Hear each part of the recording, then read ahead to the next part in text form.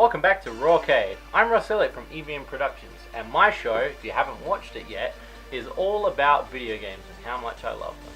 As you can see, looking around my house, I've got lots and lots of video games, including these arcade machines behind here. I am obsessed with gaming. Gaming was my childhood, and I figured that this little show would be kind of like a nice little sort of break from a lot of the mainstream stuff I do, and just sort of sit down and talk one-on-one about stuff that I particularly like. This is kind of like Fedora's Under the Scaroscope. I'm just going to sit and talk about a particular game that I've either played or are currently playing, and just give you my general thoughts and opinions of it and give it an overall score. The first game I've just recently finished, Saints Row 4. Now, I've got all here, as you can see right here. I actually own every single Saints Row game. I'm a bit obsessed with Saints Row. Saints Row 1 is that typical GTA knockoff that nobody really wanted, and to be honest, a lot of people still think this game is really good, and I didn't really like it that much. It's just a really washed down, really crappy version of what could have possibly been a GTA knockoff. I mean, there is a lot of cool stuff in here, like customization and stuff, not like what GTA was doing in the earlier stages, but it just still, this doesn't sit well with me. Saints Row 2 was when they got it right. The formula fit. Saints Row 2 was just that perfect blend of submissions and missions. You didn't have to do all these little intricacies just to do a main mission. You could do the main mission, you could do the sub-story, or you could just go mess around. This was the perfect combatant against all the other GTA games. The final part of this game kind of ramped it up to an ability of, yeah, we can be just as crazy as GTA. Then Saints Row the 3rd came along. And they thought, well, we were pretty crazy in the last one. Let's do coke and drugs and make this game. It's still standard. Okay, so Saints Row the 3rd, don't get me wrong, I feel like they did a couple of drugs doing this game. Saints Row the 3rd is probably the game that I've always wanted as a guilty pleasure. Saints Row 2 fits well in the GTA style, and it plays out really nicely. It's probably one of the most well-rounded open sandbox games I've ever played.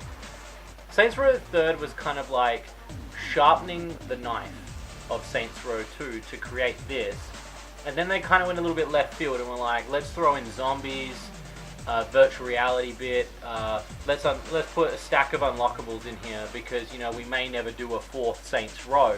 Let's just kind of go a little bit all out. And so they did. They went a bit crazy. And a lot of people, the fans were kind of divided at this stage because now they were like, it's not the original Saints Row anymore. It's not the original. And other people were like, well, now it's crazy. It's really good. And then they had all this thing with DLC and trying to like get a lot of money out of us. And that's where Saints Row fans were torn. And at this stage, some fans left and some fans stayed. This game, with its storyline and everything that it held, it was probably the most gripping game in the series.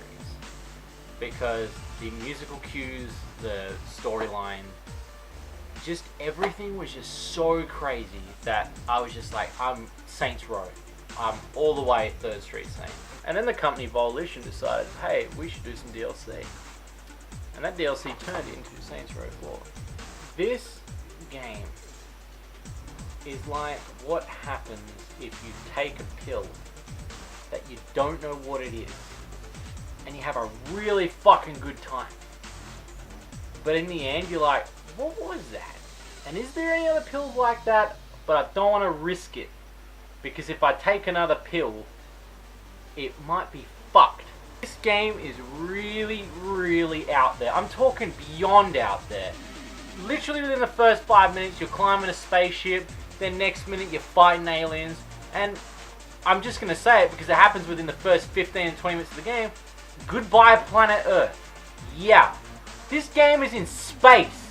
Well, part of it is in space. The other part's in the Matrix. How to put it in Saints Row 4, they basically took everything that they could and any idea that somebody threw into a hat and put it into an open sandbox game. Whatever hasn't been done in open sandbox games that you were like, oh, I bet you they've never put that in there, it's probably in this game. I'm not even kidding.